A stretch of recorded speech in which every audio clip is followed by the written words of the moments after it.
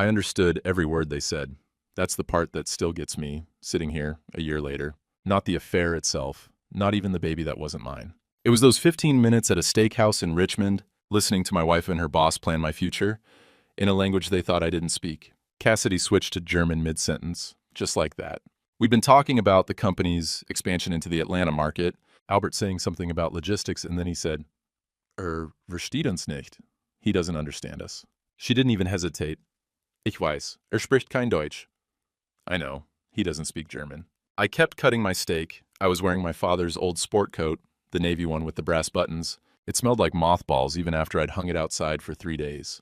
The knife scraped across the plate, and I watched Albert lean forward, watch my wife, 4 months pregnant with what I'd thought was my child, touch her stomach in that absent-minded way pregnant women do. 2 Jahre, Albert said. 2 years. They'd been doing this for 2 years. I set down my knife, picked up my water glass, let the ice cubes click against my teeth while they kept talking about hotels and timelines and how convenient it was that I worked late on Tuesdays. Then I looked up and said, in perfect German, Das Rindfleisch ist gut. The beef is good. Albert's face went white. 3 months earlier, Cassidy told me she was pregnant. It was a Tuesday morning. I remember, because I'd worked a double shift the night before, some emergency call-out at a medical complex in Charlottesville, faulty breaker box that couldn't wait until daylight. I'd gotten home around 3 in the morning, slept maybe 4 hours, and was standing in our kitchen, making coffee, when she came downstairs holding a white plastic stick. She didn't say anything at first, just held it out. I looked at the 2 pink lines, set down my father's old coffee mug, the one that said Harrison Electric in faded letters, looked at her face. You're sure? I said. I took 3. They're all positive. I don't think I said anything for a full minute. We'd been married 11 years. She'd been putting it off that whole time. Career first, she'd said. Needed to make partner at the firm. Maybe in a few years. I'd stopped asking around year 7, figured it wasn't going to happen. Neil, she said. Say something. My voice cracked. I'm going to be a dad. She smiled, stepped forward, and let me wrap my arms around her. I could feel her heart beating against my chest. Mine was going so fast I thought it might give out. April 25th, she said. That's the due date. The doctor said April 25th. I pulled back to look at her face. You already went to the doctor? Yesterday. I wanted to be sure before I told you. Made sense. Cassidy was methodical about things. It's what made her good at her job. Corporate law, contracts and acquisitions, the kind of work that required you to think 3 steps ahead. She didn't do anything without a plan. I kissed her forehead. April. Jesus, that's 7 months. 8.5, she laughed. You're already bad at baby math. I'll learn. I meant it. I'd learn whatever I needed to learn. That night, I couldn't sleep. Just lay there next to her, listening to her breathe, thinking about names and college funds and whether we'd need to move out of our 2-bedroom rancher in Hanover County. My father had bought this house in 1987. I'd taken it over after he died, kept the business running, kept everything the way he'd had it. Harrison Electric. 23 years I'd been doing this work. Same routes, same clients, same routines. Now everything was going to change. I rolled over and looked at Cassidy in the dark. Her face was peaceful. Younger, somehow. Like the woman I'd married in my parents' backyard back in 2013, before the promotions and the long hours and the gradual drift into separate lives, lived under the same roof. Maybe this would fix it. The distance. The silence at dinner. The way she looked at her phone more than she looked at me. Maybe a baby was exactly what we needed. The next few weeks were good. Better than good. Cassidy seemed happier. She'd come home from work and actually talk to me about nursery colors, about names, about whether we should find out the sex or wait. We went to her 8-week appointment together. I held her hand while the technician moved the ultrasound wand around and showed us a blur that was supposedly our child. Strong heartbeat, the technician said. I stared at the screen. Tried to make sense of the gray and black shapes. Failed. Didn't matter. There was a heartbeat. That was enough. Cassidy squeezed my hand. I looked down at her and she was crying. Happy tears. The kind I hadn't seen on her face in years. We're really doing this, she said. Yeah, I said. We really are. 2 weeks after that, she mentioned her boss was coming to town. We were eating dinner, leftover meatloaf I'd reheated, green beans from a can. I was tired. I'd been pulling doubles 3, sometimes 4 times a week. Good money, and we'd need it now with the baby coming. Diapers and car seats and pediatrician visits. Everything cost more than you'd think. Albert's going to be in Richmond for a few days, Cassidy said. He wants to have dinner, meet you, finally. I chewed my meatloaf. The German guy? He's from Munich. He's been wanting to meet you for months. I've told him so much about you. Like what? She smiled. That you're quiet, that you work too much, that you're good with your hands. Riveting. He thinks it's charming. The whole small business, family company thing. His father was a carpenter. I didn't know what to say to that. Didn't much care what some executive from Germany thought about my life. But Cassidy looked happy, and I'd gotten in the habit of saying yes to things that made her happy. When? I said. Friday. There's this steakhouse downtown he wants to try. I made a reservation for 7. I'll have to leave the job site early. Can you? Yeah, I'll make it work. She reached across the table and squeezed my hand. Thank you. This means a lot to me. He's important. For my career, I nodded, finished my meatloaf. Tried not to think about how she'd touched my hand more in the last 2 weeks than she had in the previous 2 years. Friday came. I left the job site in Alexandria at 4:30, fought traffic down I-95, got home at 6 with barely enough time to shower and change. I pulled out the sport coat my father used to wear to church. Navy blue, brass buttons, probably 30 years old. It was the only thing I owned that didn't look like work clothes. It still smelled like him, like Old Spice and pipe tobacco. I'd quit smoking when he got diagnosed, lung cancer stage 4, gone in 6 months. But the coat had held onto the scent somehow. Cassidy came out of the bedroom in a black dress I'd never seen before. Her hair was different, styled. She was wearing more makeup than usual. You look nice, I said. Thanks, you too. That coat, is that your dad's? Yeah. It's good on you. She checked her watch. We should go. Traffic. The restaurant was in downtown Richmond, one of those places with valet parking and cloth napkins. I gave the kid my keys and followed Cassidy inside.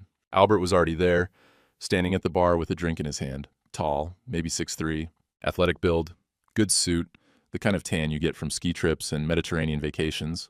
He saw Cassidy first, smiled, walked over and kissed her on both cheeks, European style. Then he turned to me and extended his hand. Neil, finally, I have heard so much about you. His grip was firm but not aggressive. Calculated. I shook his hand and nodded. Albert, please, let us sit. I am starving. We followed the hostess to a table in the back. White tablecloth. Real silverware. The kind of place where the waiter tells you his name and the kitchen has a tasting menu. I ordered a water. Cassidy ordered wine, some French thing that cost $48 a glass. She was 4 months pregnant. I'd mentioned it before, the drinking. She'd told me to stop trying to control her. Albert asked about my work. I told him about commercial electrical systems, about code requirements and voltage drops and conduit runs. His eyes glazed over after about 30 seconds.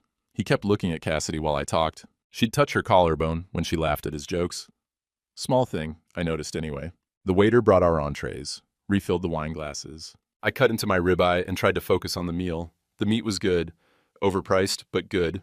That's when they switched to German. Albert said something about the Munich office. Then, mid-sentence, he switched. Wie fühlst du dich? How are you feeling?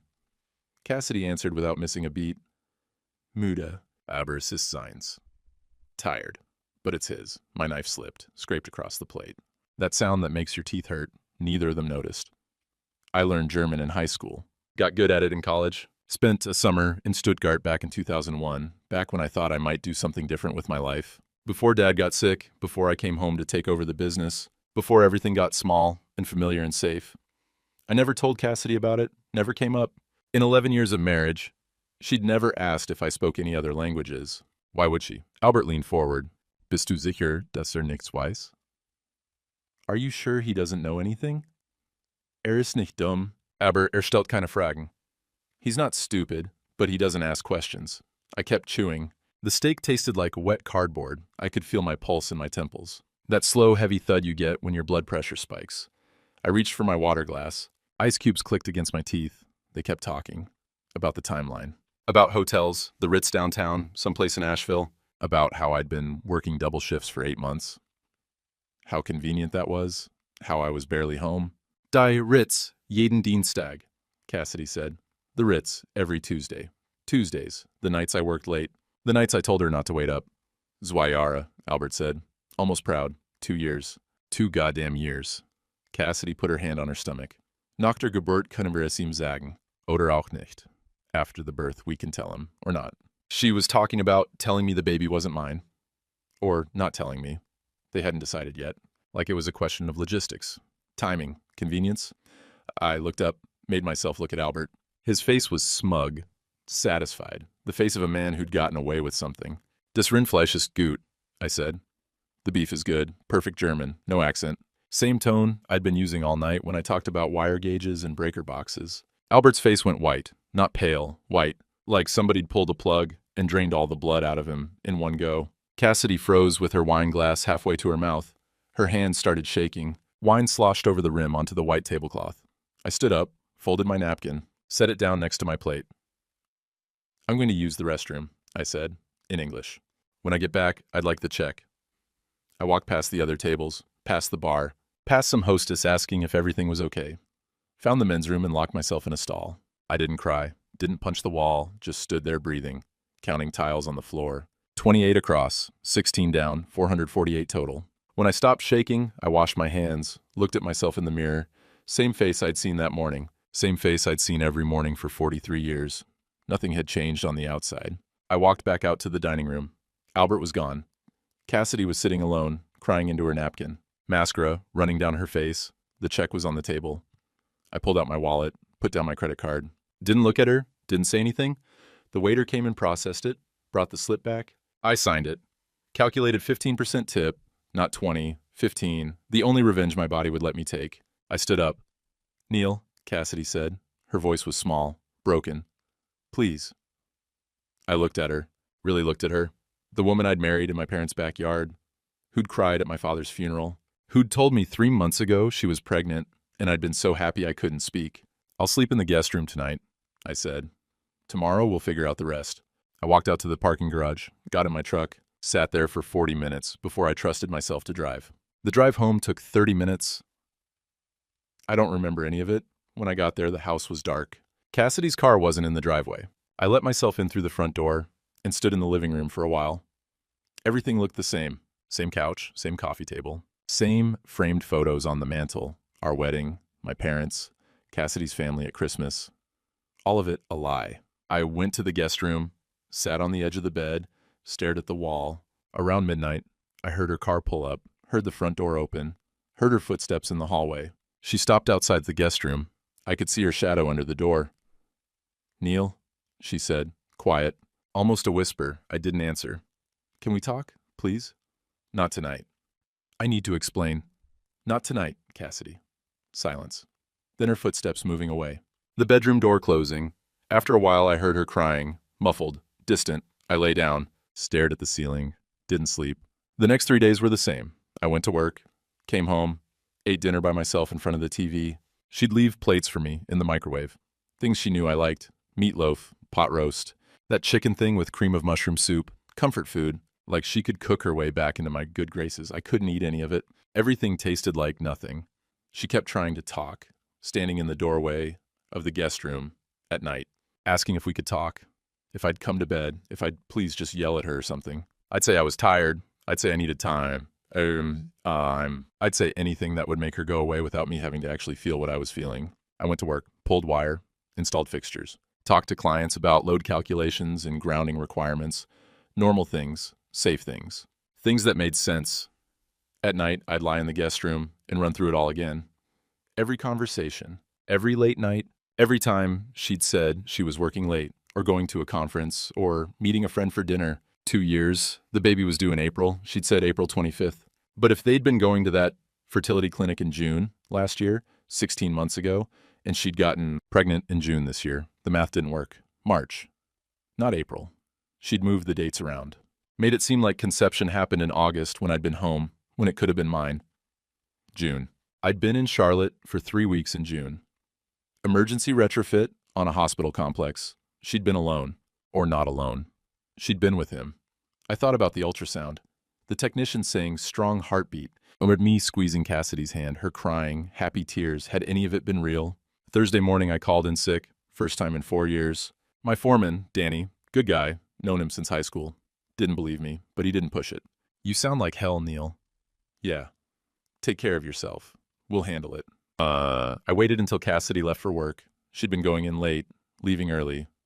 Probably hoping I'd notice. Hoping I'd feel bad for her. I didn't. Once her car was gone, I went through everything. Started with the credit card statements. We had separate cards, but a joint account. One of those things we'd set up early on that never made sense to change. I'd never looked at her charges before. Never had a reason to. I spread them out on the kitchen table. 18 months worth. Started highlighting hotels, the Ritz-Carlton downtown, 47 charges over 18 months. I cross-checked them against my work calendar. Every single one was a Tuesday. The nights I told her I'd be late. The nights she said not to wait up, she'd just go to bed early. The Grand Bohemian in Asheville. 6 times. Some boutique place in Savannah I couldn't even pronounce. Always midweek, never weekends. Never when I'd be wondering where she was. Lingerie from places I'd never heard of. Expensive places. $200, $300 at a time. She'd never worn any of it around me. Restaurants. The same steakhouse we'd gone to with Albert, over and over, same day of the week, Tuesday. I worked late on Tuesdays. Then I found the charge that made me stop. $740. Some clinic in Short Pump I didn't recognize. I Googled it. Fertility specialist. Dated June 15th, 2023. 16 months ago, I sat down. Just sat there, the kitchen table, with papers spread out everywhere, and my hands shaking so bad I couldn't hold the pen anymore. She'd been trying to get pregnant with him for over a year. I thought about that night at the dinner. It's his. The baby's his, not mine, never mine. I'd wanted to be a father since I was 30, 13 years. Cassidy had kept saying she wasn't ready. Career first, needed to make partner, maybe in a few years. And the whole time she was trying to have a baby with her boss, I pulled out my phone, looked up divorce attorneys in Richmond, read reviews, picked one, Eleanor Pruitt, 60-something. Plain spoken, specialized in high-asset divorces. Good. I called her office. Got an appointment for that afternoon. Eleanor Pruitt's office was in a converted townhouse near Carytown. Wood floors, leather furniture, shelves full of law books that probably hadn't been opened in 20 years. She was exactly what her photo suggested. Gray hair, reading glasses on a chain, sensible shoes, the kind of woman who'd seen every variation of human mess and wasn't impressed by any of it. Mr. Harrison, she said, shook my hand, firm grip. Sit. I sat, told her everything, the dinner, the German, the credit cards, the fertility clinic, the baby that wasn't mine. She took notes, didn't interrupt. When I finished, she set down her pen and looked at me over her reading glasses. 2 years, she said. Yeah. And she's 4 months pregnant. Yeah. Do you want a paternity test? Or are we proceeding under the assumption that what you heard is true? That stopped me. I hadn't thought about it, about whether I wanted proof or whether what I'd heard was enough. I want the test, I said. Smart. Virginia's a fault-based divorce state. Adultery is grounds under Virginia Code Farrar 2091-1. No separation period required. But we'll need documentation. The paternity test will help. So will those credit card statements. She opened a folder, pulled out papers. I'm going to ask you some questions. You're not going to like them, but I need honest answers.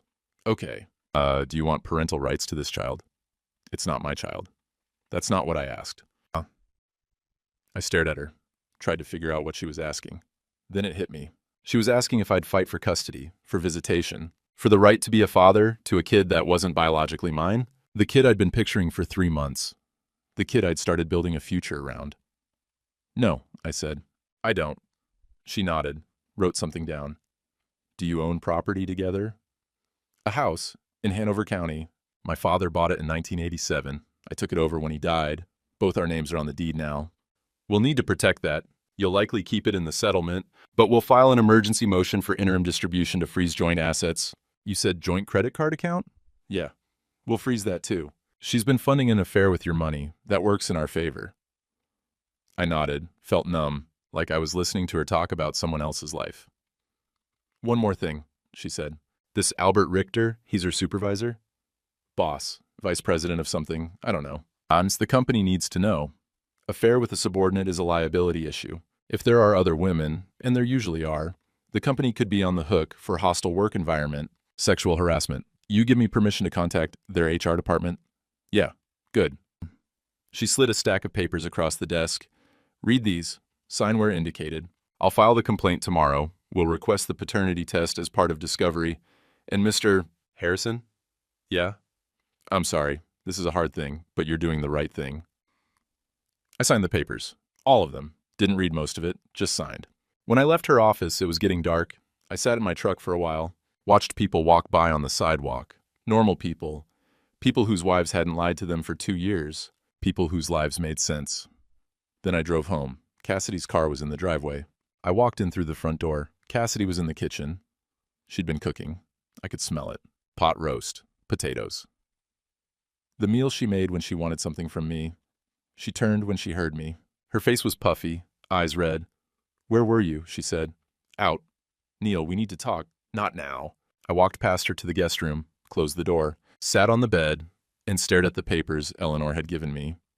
Complaint for divorce, asset inventory forms, financial disclosure statements. I heard Cassidy outside the door, heard her breathing.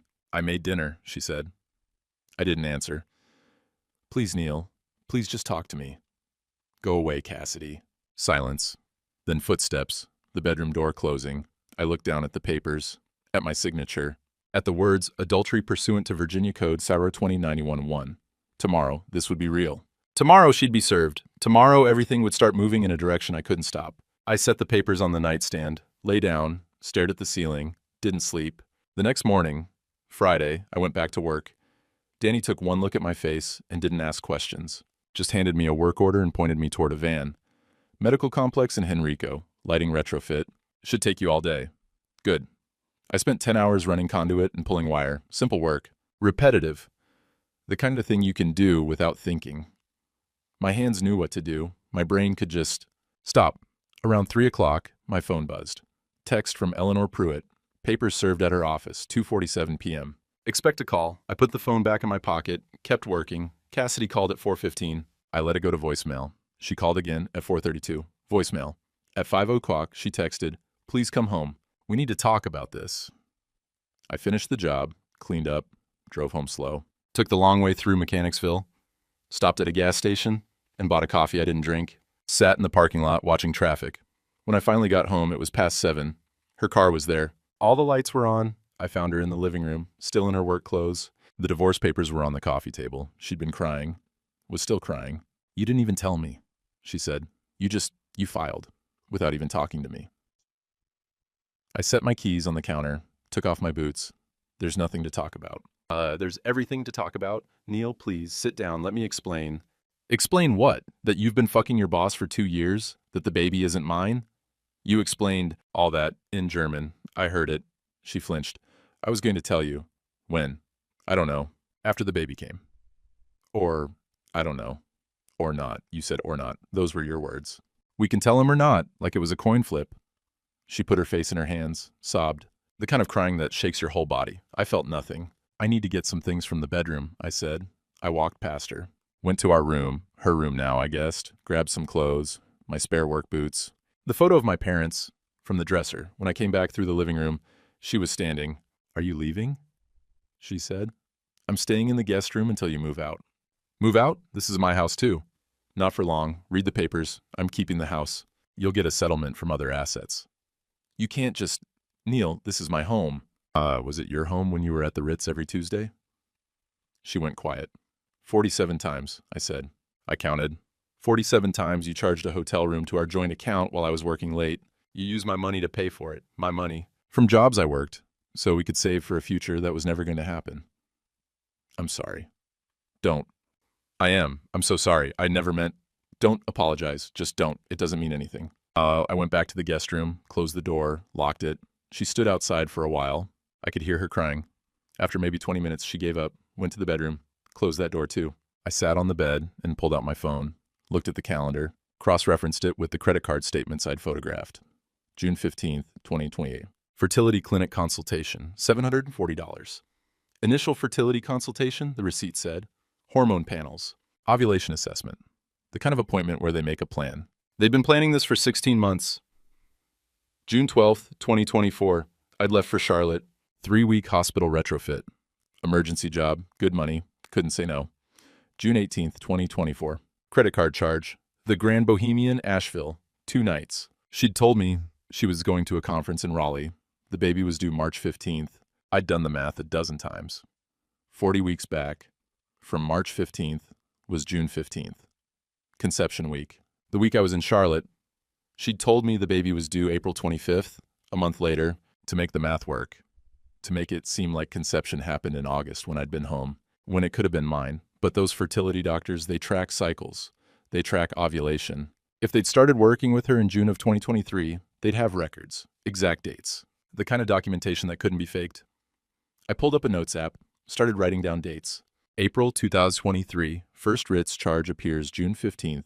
20s and 23, fertility clinic consultation, June, October 2024, 47 hotel visits, Tuesdays, June 12th, 26, 2024, Neil and Charlotte, June 18 to 20, 2024, Cassidy and Asheville with Albert, June 15, 2024, probable conception, 40 weeks, March 15th, 2025, July 16th, 2024, Cassidy announces pregnancy, claims due date, April 25th, 1 month.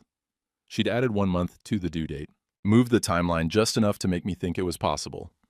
I took screenshots of everything, sent them to Eleanor Pruitt with a note. Timeline reconstruction, conception was June 15th. She told me, April 25th due date, but real date is March 15th. Moved it to cover the lie. Eleanor responded in under 5 minutes. This is excellent. The manipulation of medical dates shows premeditation. We'll use this. I set the phone down, lay back, stared at the ceiling, 16 months. They'd been trying to have a baby for 16 months. While I'd been hoping, waiting, thinking maybe someday she'd be ready. And she was ready, just not with me. Saturday morning, I went back to the house in Hanover, my house, the one my father had bought in 1987 when he started Harrison Electric. 2 bedrooms, 1 bathroom, kitchen with linoleum floors that had been outdated even then. He died in the bedroom at the end of the hall, lung cancer. 6 months from diagnosis to funeral. I'd kept everything the same. Same furniture, same paint, same routine. Get up, make coffee in his old percolator, go to work. Now I walked through it like a stranger. Looked at the photos on the mantle. My parents on their wedding day. Me and Dad at a job site. Me, maybe 14, holding a voltage tester like it was treasure. Cassidy and me on our wedding day. Backyard ceremony. 50 people. Her in a simple white dress. I took down the wedding photo, put it in a drawer. The doorbell rang. I wasn't expecting anyone. Looked through the window. Eleanor Pruitt, standing on my front porch in jeans and a sweater. Saturday. She'd come on a Saturday. I opened the door. Mr. Harrison, she said, I know it's the weekend, but we need to talk. May I come in? I stepped aside, let her in. She sat at the kitchen table without being asked, pulled out a folder. The paternity test, she said. We need to schedule it. The lab I work with can do court-admissible DNA analysis. Chain of custody documented. Results in 2 weeks. Okay. I need you to understand something. Once we have those results, once we have proof that you're not the biological father, Cassidy loses a lot of leverage. Right now, she can claim it might be yours. She can try to negotiate. Once we have 0% probability of paternity, that's gone. Good. There's something else. She opened the folder, pulled out papers. I contacted the company yesterday, talked to their head of HR, gave them the timeline, the hotel records, the fact that Albert Richter is her direct supervisor, and they're bringing in outside counsel, a firm out of D.C. that specializes in Title VII cases. Sexual harassment, hostile work environment, the company's worried about liability. I don't care about the company. You should. Because if Albert's done this before, and the HR director's reaction suggests he has, there are probably settlements, NDAs, other women, a pattern. I sat down, processed that. How many? I said. I don't know yet, but enough that they're taking it seriously, enough that they're not protecting him. What happens to him? If the investigation finds what I think it will, termination, possibly legal action. And Mr. Harrison, he's on an L1 visa, intercompany transfer. If the company terminates him, they withdraw visa sponsorship. He'd have 60 days to find new employment or leave the country. I thought about Albert's face at that dinner, the confidence, the smugness, the way he'd looked at Cassidy like she was his. How long? I said. For the investigation, 2, maybe 3 weeks. They'll move fast. This kind of thing, they want it contained. She slid another paper across the table. Consent form for the paternity test. Monday morning, 9 a.m., the lab's in Short Pump. Cassidy's lawyer will bring her. You come separately. They'll take samples from both of you and from Cassidy. 2 weeks after that, we'll have results. I signed the form. Mr. Harrison, Eleanor said, I need to ask you something, and I need an honest answer. Okay. Are you going to be all right through this? Because I've seen men, good men, lose themselves in this kind of thing. The anger eats them up, they make bad decisions, they do things they regret. I'm not angry, I said. Yes, you are. I looked at her, she looked back, steady, unflinching. Maybe, I said, but I'm not going to do anything stupid. Good. Because the best revenge here isn't confrontation. It's not yelling or breaking things or making a scene. It's documentation. It's letting the system work. It's walking away clean with your assets and your dignity intact. I know. Do you? My father used to say something. Don't get mad, get accurate. He meant it for electrical work. Measure twice, cut once, but it works for this too. Eleanor smiled. Small. Sad. Your father sounds like he was a smart man. He was. She stood, gathered her papers. Monday, 9 a.m. After that we wait. And Mr. Harrison, stop sleeping in that guest room. This is your house. You sleep in your own bed. Let her figure out where she's going to go. After she left, I sat at the kitchen table for a long time. Looked at the papers, the consent form, the divorce complaint, the asset inventory. Everything documented, everything accurate. My phone buzzed. Text from Cassidy. Can we please talk, face to face? I need to explain things. I typed back, Monday, 9 a.m. Paternity test, Short Pump Medical Center, be there. She responded immediately, what? Neil, you can't just... I turned off my phone, went to the bedroom, my bedroom, stripped the sheets, put on clean ones, lay down in the middle of the bed, slept. Sunday, I didn't see her. She stayed in the guest room. I stayed in the bedroom. We moved around each other like ghosts. I heard her crying at one point. Didn't go to her. Didn't say anything. Around noon, someone knocked on the bedroom door. Neil?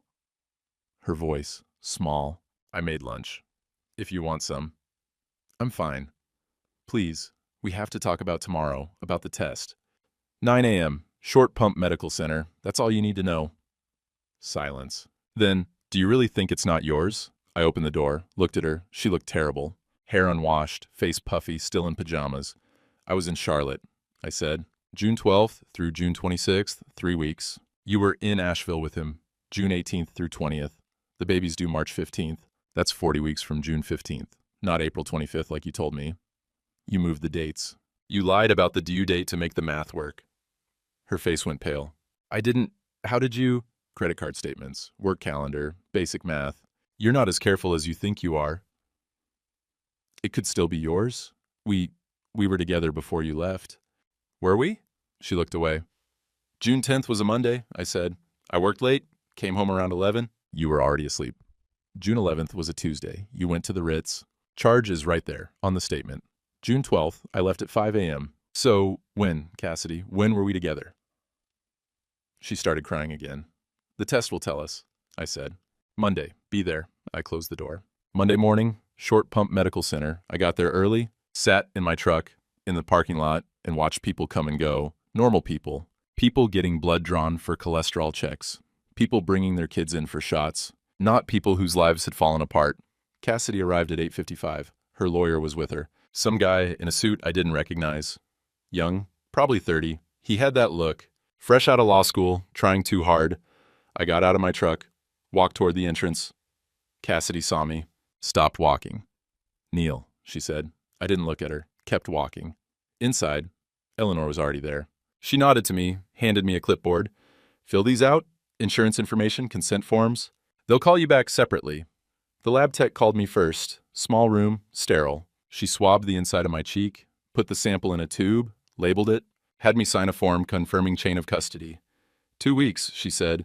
Results will go to your attorney. Okay. I walked back out to the waiting room. Cassidy was going in. She looked at me. I looked past her. Eleanor touched my arm.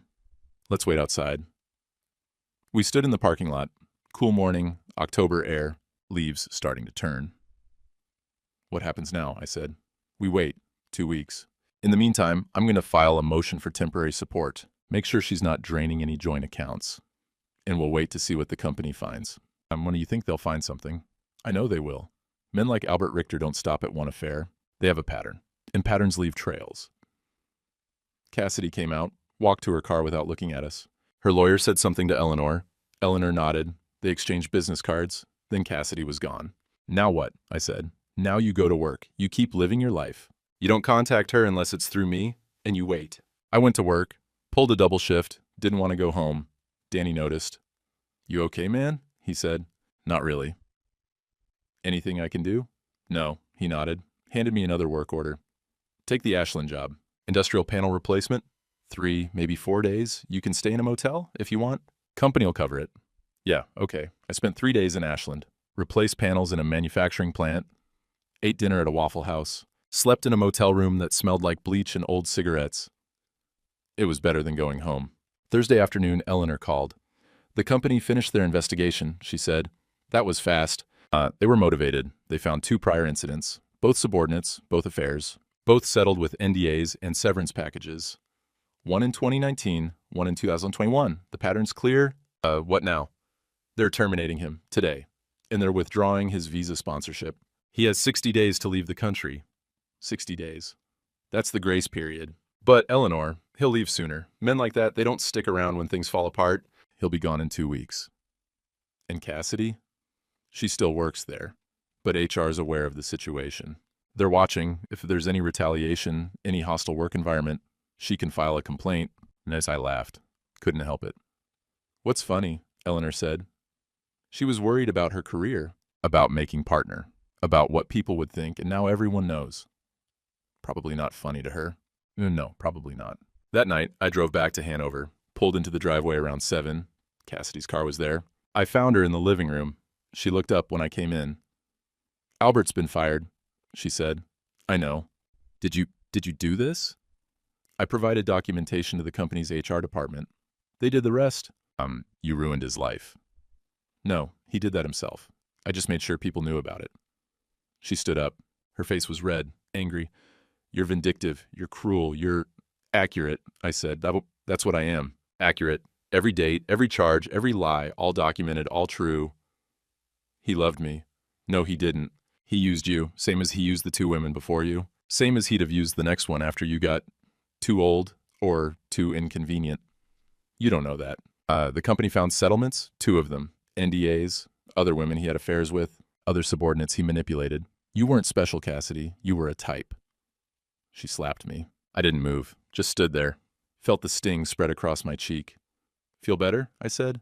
She started crying, collapsed back onto the couch. He said he was going to leave his wife. He said we'd be together. He said he has 2 kids in Germany. Did he tell you that? Ages 12 and 9. He was never going to leave them.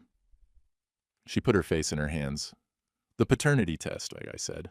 Results come back in a week and a half. What do you think they're going to say? I don't know. Yes, you do. She looked up at me, mascara running, face blotchy. It might still be yours, she said. There's a chance. June 10th, the Monday before I left for Charlotte. You went to the Ritz that night. Charge is on the statement. 8 p.m. to midnight. I worked late. Came home at 11. You said you went to bed early, but you didn't. You were with him. How do you... I have all the statements. Every charge, every date, every lie, and I have your work calendar, the one you sync to the shared account. You had dinner with client marked for 8 p.m., but the charge says Ritz-Carlton, not a restaurant, a hotel. She went quiet. There's no chance, but I said, you know it, I know it. The test's just going to make it official. What do you want from me? She whispered. Nothing. I want you to sign the divorce papers. I want you to move out. I want you to leave me alone. Neil, I'm going to the guest room. I don't want to see you. I don't want to talk to you. When the test results come back, Eleanor will call you. After that, we finalize the divorce. You get your settlement, you move out, and we never have to see each other again. I walked past her, went to the guest room, locked the door, sat on the bed, and waited for my hands to stop shaking. 10 days later, Eleanor called. Results are in, she said. I was at a job site in Mechanicsville, replacing outlets in a dental office. I set down my screwdriver and walked outside. And 0% probability of paternity. The lab's report is court admissible. Chain of custody documented. No chance of error. I leaned against my truck, looked up at the sky. Clear. Blue. Normal. Mr. Harrison, you still there? Yeah.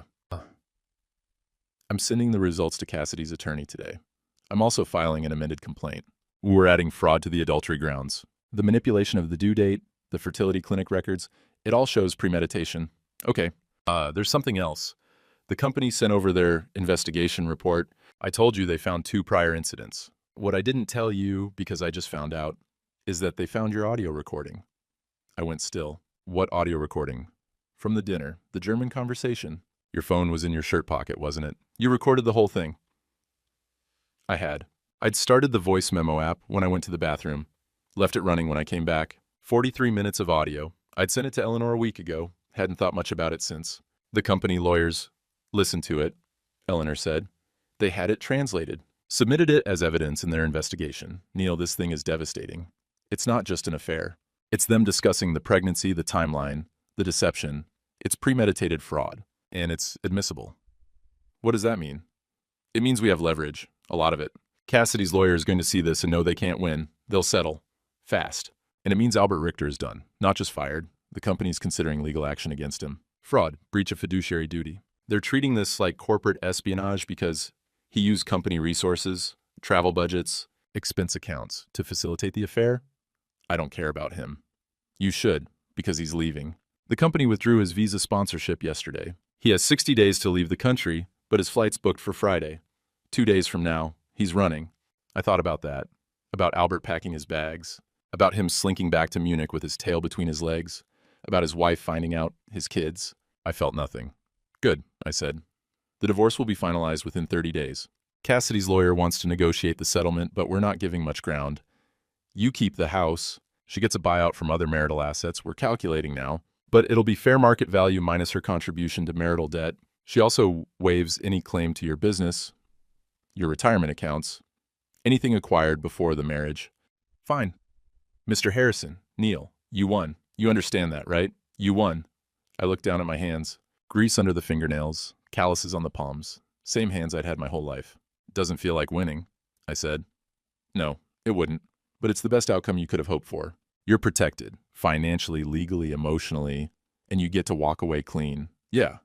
Take care of yourself. I'll call you when the settlement's ready to sign.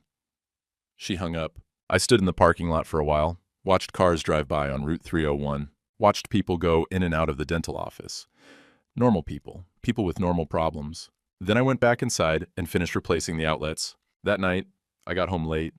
Cassidy's car wasn't in the driveway. I went inside. The house was dark. I turned on the lights, walked through the rooms. Her things were gone. Clothes, toiletries. The framed photo of her parents from the mantel. The decorative pillows she'd bought for the couch. There was a note on the kitchen table. I'm staying with my sister. My lawyer said, we need to finalize the settlement. I'll sign whatever you want.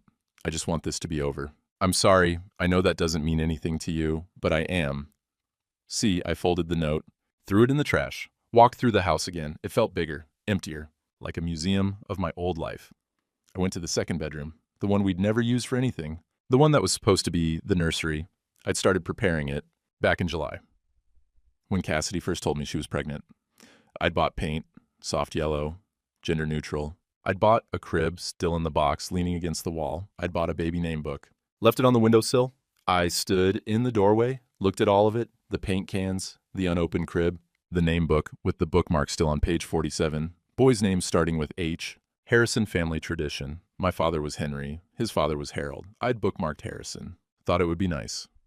Harrison, a legacy. I picked up the name book, flipped through it, saw the names I'd circled, Harrison, Henry, Harold, Hugo, closed it, set it back on the windowsill, walked out, closed the door. The settlement took 3 weeks to finalize. Cassidy signed everything, didn't fight, didn't negotiate, just signed. The house was mine, the business was mine. She got a check for $73,000, half the equity in the house, minus her share of the credit card debt from the affair. Eleanor had been thorough. Every hotel charge, every dinner, every purchase, all of it documented, all of it deducted from Cassidy's share. The divorce was finalized on January 15th, 97 days from filing to final decree. Eleanor was right. Fault-based divorce in Virginia, uncontested, moved fast. I signed the papers in Eleanor's office. Cassidy wasn't there. Her lawyer brought her signature, notarized. That's it, Eleanor said. You're divorced. Okay. How do you feel? I thought about it, tried to find the right word. Tired, I said. She nodded. That's normal. This kind of thing, it takes more out of you than you think. You should take some time. Real time, not just a weekend. Actually rest. I'm fine. You look like a ghost, Mr. Harrison. I've seen a lot of men go through this. The ones who do okay are the ones who let themselves grieve. The ones who don't, they carry it forever. I'll think about it. I left her office, drove home, sat in the driveway for a while, divorced. 43 years old, divorced, no wife, no child, no future I'd been planning for. Just me in this house and the rest of my life. I went back to work, pulled double shifts, triple shifts sometimes. Danny tried to talk to me about it. Neil, man, you gotta slow down. You're running yourself into the ground. I'm fine. You're not fine. You look like hell. When's the last time you slept? I sleep. How much? Enough. He shook his head. Take some time off. Please, real time. A week, 2 weeks. Go somewhere. Do something. Anything but this. I said I'm fine. But I wasn't. I knew I wasn't. I could feel it. The exhaustion that lived in my bones. The numbness that had replaced everything else. The way food tasted like nothing and sleep didn't actually rest me. and every day felt exactly like the one before it. 6 months passed like that. Work, home, sleep, repeat. Then one morning in April, Danny pulled me aside. "You're taking a week off," he said. Not asking. Telling. "You look like a ghost, Neil. You're scaring people. Take the damn week, go somewhere, do nothing. I don't care, but you're not working. Danny, not negotiable. You've got the PTO. Use it. I'll see you in 8 days." He walked away before I could argue. I didn't know what to do with a week off. Couldn't remember the last time I'd taken real vacation. 5 years? 6? The first day I slept until noon. Woke up feeling worse than before. The second day I tried to watch TV. Couldn't focus. Everything seemed stupid. The third day I went for a drive. No destination. Just drove. Ended up in Charlottesville. Walked around the downtown mall. Looked at bookstores. Went into one. Browsed. Found myself in the philosophy section. Saw a book about German existentialism. Picked it up. Flipped through it. The German was dense. Academic. Not like the German Albert and Cassidy had spoken. Not like the German I'd learned in Stuttgart. I bought it anyway. Spent the next 2 days reading. Didn't understand half of it. Didn't matter. It was something to do. Something that required focus. Something that kept my brain from spinning in the same circles it had been spinning for 6 months. On the 6th day, I went to a coffee shop. Small place in Carytown. Brick walls, local art. The kind of place that roasted their own beans and took coffee seriously. I ordered black coffee. Found a table in the corner. Pulled out the German philosophy book. I'd been reading for maybe 20 minutes. When someone said, "Excuse me, is that Heidegger?" I looked up. Woman. Early 50s maybe. Short gray hair. Glasses. Carrying a coffee and a book of her own. "Yeah," I said. "In German?" "Yeah." She smiled. "Ist es gut?" "Is it good?" I blinked. Answered in German without thinking. "Es ist schwer, aber interessant." It's difficult, but interesting. She laughed. Switched back to English. "I'm sorry, I shouldn't assume. I don't meet many people reading Heidegger in the original German at a Richmond coffee shop. Oh, first time for everything. I'm Sarah Mitchell. I teach comparative literature at VCU. German's one of my specializations. Neil Harrison. I do electrical work. And read German philosophy. Sometimes." She gestured to the empty chair. "Mind if I sit? It's been a while since I've had a conversation in German. I'm a little rusty." "Sure." She sat. We talked. Started in German. Switched to English when the philosophy got too dense for casual conversation. She told me about her work, teaching, research, a book she was writing about post-war German literature. I told her about electrical systems, about how most people don't think about the wiring behind their walls until something goes wrong. "Like a lot of things," she said. "We don't notice the infrastructure until it fails." "Yeah. So what brings an electrician to Heidegger?" I shrugged. Needed something to think about, something that wasn't my life. "Bad year?" "Something like that." She nodded, didn't push. I appreciated that. "My ex-husband had an affair," she said. Casual, like she was talking about the weather. 3 years ago, with his graduate assistant. Very cliché, very predictable. I'm sorry. Don't be. It was a long time coming. The affair was just the thing that made it official. But the gaslighting, that was the hard part. He spent 2 years telling me I was paranoid, that I was imagining things, that I was crazy for not trusting him. Then one day I found emails, hundreds of them, going back years, and I realized I wasn't crazy, I was right. I'd been right the whole time. I looked at her. She looked back, steady, clear. "That's the part that stays with you," she said. "Not the betrayal. The betrayal is almost, I don't know, expected. People cheat, people lie. But being told you're wrong about what you know is true, that does something to your sense of reality." Yeah, I said. "It does." We sat in silence for a while. The coffee shop was busy. People coming and going, ordering lattes with complicated specifications, typing on laptops, living their normal lives. My wife had an affair with her boss, as I said, a German guy. They'd talk in German because they thought I didn't speak it. I heard the whole thing. The affair, the baby, the plan to pass it off as mine. Sarah's eyes widened. Jesus. Yeah. "What did you do?" "Stayed quiet, gathered evidence, filed for divorce. Paternity test came back 0%. She's gone now. Has been for 6 months. And you're reading Heidegger." "And I'm reading Heidegger." She smiled, sad, understanding. "Being in time?" she said. Seemed appropriate. "It is." She paused. "I'm sorry that happened to you. The betrayal is one thing, but the baby, that's cruel." "I wanted to be a father," I said. Don't know why I said it. Hadn't said it out loud to anyone. 13 years I wanted it, and for 3 months I thought I was going to be. Then I found out it was all fake. That's a loss, Sarah said, a real one. Even if the child wasn't biologically yours, the future you imagined was real. Grief doesn't care about biology. I looked down at my coffee.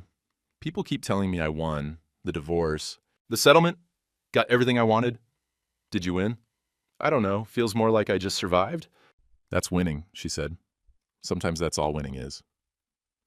We talked for another hour about books, about teaching versus doing, about how hard it is to start over when you're past 40, about how nice it is to have a conversation with someone who understands what it's like to be told you're crazy when you're actually right. When we finally stood to leave, she pulled out her phone. "Can I give you my number?" she said. I don't know if I'm ready for anything. I don't know if you are either. But coffee again would be nice. Talking in German. Complaining about Heidegger, whatever. Yeah, I said. That would be nice. She wrote her number on a napkin. Backup, she said. In case phones died, we walked out together, stood on the sidewalk in the spring sunlight. "Take care of yourself, Neil Harrison," she said. "You too, Sarah Mitchell." She walked one direction, I walked the other. I sat in my truck for a while, looked at the napkin with her number, thought about the conversation, about how easy it had been, how normal, how much I'd needed it without knowing I needed it. I didn't call Sarah for a week, didn't want to seem desperate, didn't want to seem too eager, didn't want to seem like I was using her as a replacement for the life I'd lost. Then I realized I was overthinking it. She'd given me her number, said coffee would be nice. That was it. Not a marriage proposal, not a commitment, just coffee. I texted her on a Wednesday evening. Sitting in my truck after a job in Glen Allen, stared at the phone for 10 minutes before I typed anything. "This is Neil from the coffee shop. Would you want to get coffee again sometime?" She responded in 5 minutes. "I'd like that. How about Saturday? Same place? 10 a.m.? Sounds good?" I set the phone down. Felt something I hadn't felt in months. Not quite hope, not quite excitement, just possibility. Saturday came. I got there at 9:45, ordered black coffee, found the same corner table, pulled out the Heidegger book, and pretended to read while I watched the door. Sarah arrived right at 10. Jeans and a sweater, hair still damp like she'd just showered. She smiled when she saw me. "You're still reading it," she said. "Making progress, slow progress. That's the only kind of progress with Heidegger." And she ordered tea, Earl Grey, no milk, and sat down across from me. We talked about the book for a while, then about her research, about my work, about the weather, about nothing important. But it felt important anyway. After an hour, she checked her watch. "I should go. I have papers to grade." Yeah, I've got a job in the afternoon." We stood, walked outside together. The morning was cool. October air, leaves turning. "This was nice," she said. "Yeah, it was." "Same time next week?" "Sure." She walked to her car. I watched her go, felt that possibility feeling again. The next Saturday, we talked for 2 hours. About her daughter, 30 years old, living in Seattle, married, happy. Sarah saw her twice a year. Missed her constantly. I told her about my father, about taking over his business when he got sick, about keeping everything the same because change felt like betrayal. "He'd want you to move forward," Sarah said. "Maybe. Definitely. Parents don't want their children frozen in place. They want them to live." I thought about that, about the sport coat I still wore, about the house I still kept exactly the way it had been, about the routine I'd maintained for 23 years. "I don't know how to move forward," I said. "Nobody does. That's the secret. We all just pretend we know what we're doing until it starts to feel real." "Does it ever feel real?" "Sometimes, in moments, like this one." By the third Saturday, we'd stopped pretending it was just about German philosophy. "Tell me about the gaslighting," I said. "You mentioned it before. Your ex." She stirred her tea, looked out the window at the street. "He had an affair with a graduate assistant. Started maybe 3 years before I found out. I knew something was wrong. The way he'd come home late. The way he'd shower immediately, change his clothes. I'd ask about it, and he'd tell me I was being paranoid, that I was imagining things, that I needed to trust him more." "But you weren't imagining it." "No. I found emails, eventually. Hundreds of them. Going back years. And the worst part wasn't the affair. It was realizing I'd been right the whole time. That I'd let him convince me I was crazy when my instincts were screaming at me." I nodded, understood that. The way Cassidy used to look at me when I asked questions, like I was being unreasonable, controlling, paranoid. "My wife told me I worked too much," I said. "That I was never home, that she felt alone. Made me feel guilty about the double shifts, about providing for us. But she was the one having the affair. Every Tuesday, the nights I worked late, She'd scheduled the whole thing around my work calendar. Sarah reached across the table, put her hand on mine. That's cruel. Yeah. We sat like that for a while, hand in hand. Two people who understood what it felt like to be told you're wrong about what you know is true. The fourth Saturday we met for lunch instead of coffee. Little sandwich place in the fan. We sat outside, even though it was getting cold. Talked about easier things, books, movies, places we'd traveled. I went to Stuttgart, I said. Summer of 2001. That's where I learned German. Well, what were you doing there? Thought I might study abroad, do something different with my life. Then my father got sick. I came home, never went back. Do you regret it? I don't know. Used to think I did. Now I'm not sure. Can't regret something that brought you to where you are, even if where you are isn't where you thought you'd be. She smiled. That's very Heidegger of you. Is it? Being in time, design, the idea that we're always already thrown into a world we didn't choose. We just have to figure out how to be in it. I'm just figuring it out as I go. That's all any of us are doing. By November, we were having dinner. Real dinner. Restaurants with tablecloths, wine, dessert. She told me about the divorce, about how her ex-husband had tried to get her fired, how he'd spread rumors in their department, how she'd had to fight to keep her job, her reputation, her sense of self. I told her about the dinner, about sitting there listening to them talk in German, about the moment I realized the baby wasn't mine. You recorded it, she said. The conversation. Yeah, on my phone. Sent it to my lawyer. Smart. Didn't feel smart. Felt necessary. Same thing sometimes. She paused, looked at me across the table. Can I ask you something? Sure. Do you still want to be a father? The question caught me off guard. I thought about it. About the nursery with the unopened crib. About the name book on the windowsill. About the future I'd imagined for 3 months before it disappeared. I don't know, I said. Maybe. Someday. But not like that. Not built on lies. No, never like that. December, 6 months since we'd met, we were back at the coffee shop, our corner table. She was grading papers. I was reading. Different book now. Something easier. We'd moved past Heidegger. It's been a year, I said. She looked up. Since the dinner? Yeah, October 4th. 1 year ago? Yesterday? How do you feel? I thought about it. Really thought about it. Different, I said. Not better exactly. Just different. Like I'm a different person than I was a year ago. You are. Is that good? I don't know. Is it? I think so.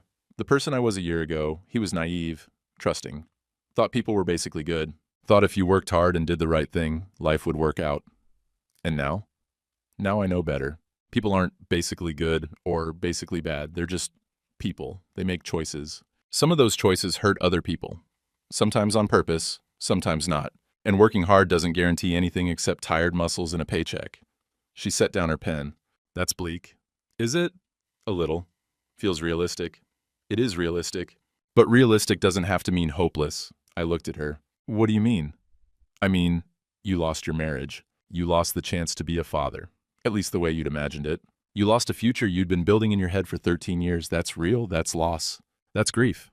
But you didn't lose everything. You kept your business, your house, your dignity, your ability to trust your own judgment. And you met me. Is that supposed to make it worth it? No. Nothing makes betrayal worth it, but it means you're not alone. And it means the future's not completely empty. It's just different than you thought it would be. I reached across the table, took her hand. She squeezed back. Her hand was warm, steady. I'm not ready for this to be something, I said. Not yet. I know, neither am I. But I'd like it to be something, eventually. Me too. We sat there, holding hands across a coffee shop table. Two people who'd been broken by other people's choices. Two people trying to figure out how to be whole again. Not rushing it, not forcing it, just letting it be what it was. Outside, people walked by, living their normal lives. Inside, the espresso machine hissed. Someone laughed. The barista called out drink orders. Normal sounds. Normal moments. And for the first time in a year, normal felt okay. It wasn't much, but it was something. And something was enough. 3 months later, January. Cold. I was driving through Hanover County. Routine service call. Ended up taking the long way back. Found myself on the road, where Cassidy and I used to live. I slowed down, looked at the house, new owners. There was a swing set in the yard, a minivan in the driveway, kids' toys scattered across the porch. A real family, living a real life. I kept driving. Stopped at the grocery store in Mechanicsville. Ran into Bob Jeffries, old neighbor, guy who lived 3 houses down. Used to wave at me when I mowed the lawn. "Neil," he said, "haven't seen you in a while. How's the family? How's the baby?" I could have lied. Could have said fine. Could have made something up. Didn't. "There wasn't one," I said. "Not mine, anyway." Bob's face went red. Jesus, Neil. I'm sorry. I didn't know." "It's okay. How would you?" "That's a hard thing." "Yeah, it was." "You doing all right?" "Getting there." He nodded. Awkward silence. Then, "Well, good to see you. Take care of yourself." "You too, Bob." I paid for my groceries. Drove home. That night, I had dinner with Sarah. Real dinner. Not coffee. I'd cooked. Spaghetti. Nothing fancy. She'd brought wine. We ate in my kitchen, talked about her work, about my work, about whether to try that new Italian place downtown. Normal things. Easy things. After dinner, she helped me clean up. Wash dishes while I dried. "I like this," she said.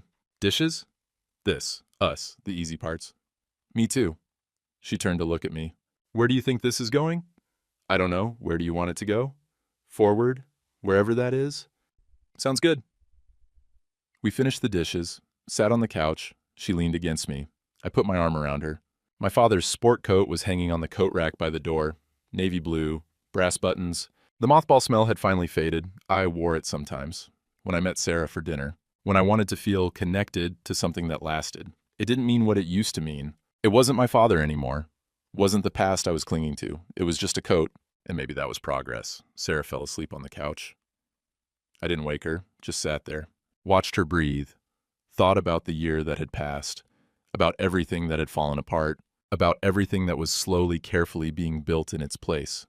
Not the future I'd planned. Not the life I'd imagined, but a life. Real, honest, built on truth instead of lies. I thought about the dinner. About Albert's face when I spoke German. About Cassidy's hand shaking. About walking out of that restaurant and not knowing what came next. A year ago, I'd been counting floor tiles in a bathroom. Trying not to fall apart. Now I was here, in my house. With a woman who understood. With a future that was uncertain but not empty. It wasn't happily ever after. But it was something. And something was enough.